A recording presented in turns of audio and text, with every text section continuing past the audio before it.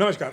सौरभ मुखर्जी बहुत प्रसिद्ध इन्वेस्टर हैं, जो मार्सेलस एक जो पोर्टफोलियो मैनेजमेंट सर्विस है वो चलाते हैं और काफ़ी लोकप्रिय चेहरा है। और उनका एक कॉन्सेप्ट है कॉफ़ी कैन इन्वेस्टिंग। नाम उनका दिया हुआ नहीं है, लेकिन वो कॉफ़ी कैन इन्वेस्टिंग की बहुत सारी बातें करते हैं और बहुत सारे लोगों को लगता है कॉफ़ी कैन इन्वेस्टिंग बहुत अच्छा तरीका है शेयर मार्केट में पैसा कमाने का। लेकिन ये नुकसान भी दे सकता है और इसकी अपनी कमियाँ भी हैं। आज हम इन्हीं पे बात करने वाले हैं। सबसे पहली चीज़, कॉफ़ी कैन इन्वेस्टिंग होती क्या है? कॉफ़ी कैन इन्वेस्टिंग का मतलब ये होता है कि आप 15-20 सबसे बड़ी कंपनियां चुनते हैं जो लगातार पैसा जनरेट कर सके। जो सौरभ मुखर्जी जिन कंपनियों का नाम लेते हैं, हम उनका नाम ले रहे हैं, ये हमारा रिकमेंडेशन नहीं है। एशियन पेंट्स वो बार बार कहते हैं, पिडिलाइट बार बार कहते हैं, और आईटीसी एक समय तक कहते थे, अब वो आईटीसी का नाम नहीं लेते हैं। मैरिको का नाम अब नहीं लेते, पहले लेते थे। टीसीएस का नाम लेते हैं, रिलैक्सो का नाम लेते हैं। ये सारी कंपनियां हैं जो बहुत बेसिक चीज़ें बनाती हैं, जैसे चप्पल बनाती है रिलैक्सो, एशियन पेंट। अगर आपको किसी भी रियल एस्टेट डेवलपर से घर पेंट कराना है, आप बिल्डर से बनवाइए, बड़े मिस्त्री से बनवाइए, आपको एशियन पेंट ज़्यादातर जगह पेंट लगता है जो मार्केट मोनोपोली है, और उसके अपना उनकी काफ़ी अच्छी रिसर्च है एशियन पेंट के ऊपर। पिडिलाइट इसी तरह से आप इंडस्ट्री बढ़ेगी, रियल एस्टेट बढ़ेगा, बिजनेस बढ़ेगा, सब कुछ बढ़ेगा तो फर्नीचर लगेगा, फर्नीचर लगेगा तो फेविकोल लगेगा, फेविकोल का मजबूत जोड़ लगेगा। जॉकी अंडरवेयर बनाने वाली कंपनी है, लोग पैसा कमाएंगे तो अच्छे अंडरवेयर पहनेंगे, ये एक बहुत इकोनॉमी को नापने का एक मेजर है। तो इस तरह की वो कंपनियां लेते हैं। नेस्ले, सेरेलैक और मैगी हर कोई बचपन से लेके और जवानी बुढ़ापे तक खाता रहता है। तो इस तरह की कंपनियों में पैसा लगाने की बात वो करते हैं, और 10 साल के लिए। और कहते हैं कि अगर इसमें आप 10 साल पैसा लगाएंगे, क्योंकि ये कंपनियां ऐसा बिजनेस करती हैं जो हमेशा पैसा जनरेट करता है और इनकी मोनोपोली को कोई चैलेंज नहीं कर सकता है। इनकी जो मोनोपोली है उसको कोई तोड़ नहीं सकता है। फेविकोल नहीं है तो नकली है वाला कॉन्सेप्ट चलता है इंडिया में। फेविकोल कंपनी का जो गोंद है वही असली है, बाकी सब कुछ नकली है। तो 10 साल में आपका जो इन्वेस्टमेंट है वो 10 गुना हो सकता है। यानी अगर आप 1 लाख रुपए लगाएंगे तो 10 साल बाद 10 लाख रुपए हो जाएंगे, या 10 लाख रुपए लगाएंगे तो वो 1 करोड़ रुपए हो जाएंगे। ये बहुत अच्छा लगता है कि बहुत आसान चीज़ है कि 15-20 ऐसी बड़ी कंपनियां ढूंढो, पता कर लो, मिल जाएगी लिस्ट गूगल पे, और उसी में पैसा लगाते जाओ और लंबे समय में आपको बहुत सारा रिटर्न मिलेगा। लेकिन इसका के नुकसान क्या है? सबसे पहली चीज़, कॉफ़ी कैन इन्वेस्टिंग सर्वाइवलशिप बायस पे करती है काम। सर्वाइवलशिप बायस क्या होता है? अगर कंपनी सर्वाइव कर गई 20 साल में, तो हम उसके रिजल्ट की बात करते हैं। उन कंपनियों का जिन्होंने सर्वाइव नहीं किया, जिन्होंने रिटर्न नहीं दिया। उदाहरण के लिए टीसीएस, इन्फोसिस, विप्रो, आज से 20 साल पहले 3 कंपनियां थी। तीनों आईटी कंपनी थी, तीनों बढ़ रही थी। एक टाटा ग्रुप की कंपनी थी, नारायण मूर्ति और नंदन नीलेकनी बहुत फेमस चेहरा हुआ करते थे, अभी भी हैं। और विप्रो अजीम प्रेम जी की कंपनी थी। तीनों के शेयर मार्केट रिटर्न में बहुत फ़र्क है। इन्फोसिस और टीसीएस ने आपको बम्पर रिटर्न दिया। विप्रो के रिटर्न अगर आपने टॉप पे ख़रीदा होता, जो .com बबल के पीक पे, और वहाँ से लेके अब तक बहुत कम रिटर्न मिला है, बहुत नाम मात्र का रिटर्न मिला है। इसी तरह से आईटीसी पिछले 5 साल में 2022 में बहुत तेज़ी से बढ़ा, लेकिन 21 से लेके पिछले 5 साल में बहुत ज़्यादा उसमें कोई बढ़त आईटीसी में नहीं हुई थी। 5 साल तक वो बहुत स्टैग्नेंट रहा।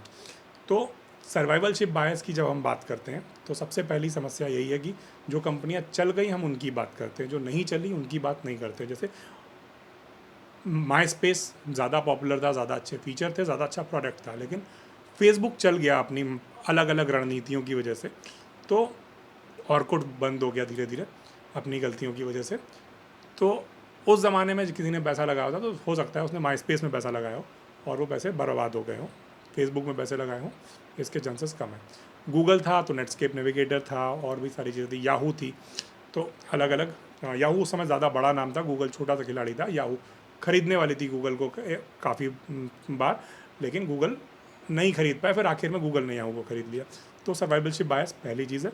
इस बायस से बचने का कोई इलाज नहीं है, ये रिस्क है। 10 साल बाद ही पता चलेगा। हाँ, अगर आप 100 कंपनियां खरीदते हैं तो उसमें 65 अगर चल जाती हैं, 100 मत खरीदिएगा, हम जस्ट एक एग्जांपल दे रहे हैं कि 65% अगर आप रिटर्न कमा लेते हैं तो आपके जो बाकी 30-35% का जो घाटा है वो बहुत कम रह जाएगा। 65% का रिटर्न ही इतना होगा कि बाकी का वो कम हो जाएगा, जो घाटा है वो उससे कवर हो जाएगा, बहुत सारा आपको मुनाफा मिल जाएगा। दूसरी चीज़, कॉफ़ी कैन इन्वेस्टिंग में रिटेलर जो होता है, रिटेल इन्वेस्टर जो होता है, उसके लिए सबसे बड़ा जो नुकसान है वो है इनपुट कॉस्ट। सबसे बड़ा वो इनपुट कॉस्ट कैसे मैनेज करेगा? मैं आपको बताऊं कि आप बजाज का एक शेयर खरीद लीजिए, बजाज फिनसर्व, बजाज फाइनेंस का, और आप एक हर महीने एक शेयर आप उसका खरीद लीजिए, नेस्ले का। और एक शेयर जॉकी का ख़रीद लीजिए, एक शेयर एशियन पेंट्स का ख़रीद लीजिए। इस तरह से मैं आपको एक पोर्टफोलियो बताऊँ, ये सारे शेयर 2-3 हज़ार से शुरू होते हैं और 20-20 हज़ार 30-30 हज़ार तक जाते हैं। अब हर महीने आप 1 लाख रुपए शेयर मार्केट में कैसे लगाएंगे? उसमें भी हो सकता है कि गिर जाए, बढ़ जाए।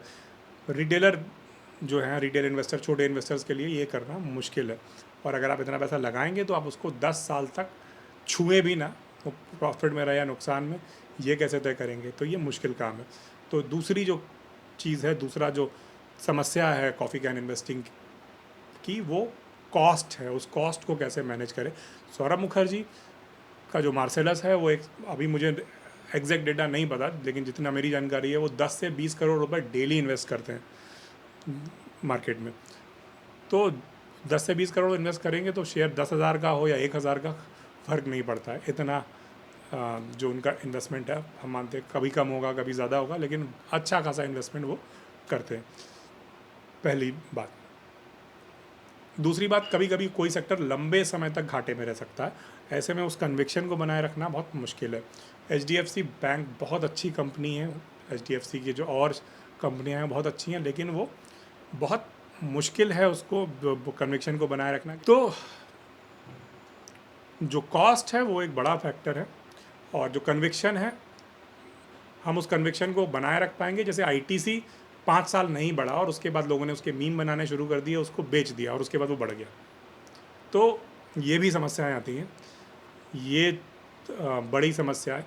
अगली समस्या जो कॉफ़ी कैन इन्वेस्टिंग वाले आपको नहीं बताते हैं, मार्सेलस में आपको आम निवेशक को पता नहीं चलता, वो ये कि वो पोर्टफोलियो रीबैलेंस करते रहते हैं। रीबैलेंस का मतलब, अगर कोई कंपनी बहुत ज़्यादा बढ़ गई तो वो उसको बेचकर, उसके कुछ शेयर बेचकर, उसका कुछ हिस्सा बेचकर, मान लीजिए उनके पास सपोज दैट 100 शेयर हैं एग्जाम्पल के लिए, तो उसमें से अगर वो डबल पहुंच गए तो वो 50 शेयर बेचकर दूसरी कंपनी में लगाएंगे जो नहीं बढ़ी या जिसके शेयर कम बढ़े। वो रीबैलेंसिंग चलती रहती है पोर्टफोलियो की। आपको क्या लगता है कि उन्होंने आज एशियन पेंट खरीदा तो वो 10 साल बाद ही बेचेंगे? वो ऐसा नहीं करते हैं, ये नहीं होता है कॉफ़ी कैन इन्वेस्टिंग में। तो वो एंट्री और एग्ज़िट मैनेज करते रहते हैं शेयर्स की। पब्लिक को लगता है कि कभी भी एंट्री लेनी है और कभी भी एग्ज़िट नहीं करना है, तो ये चीज़ नहीं है।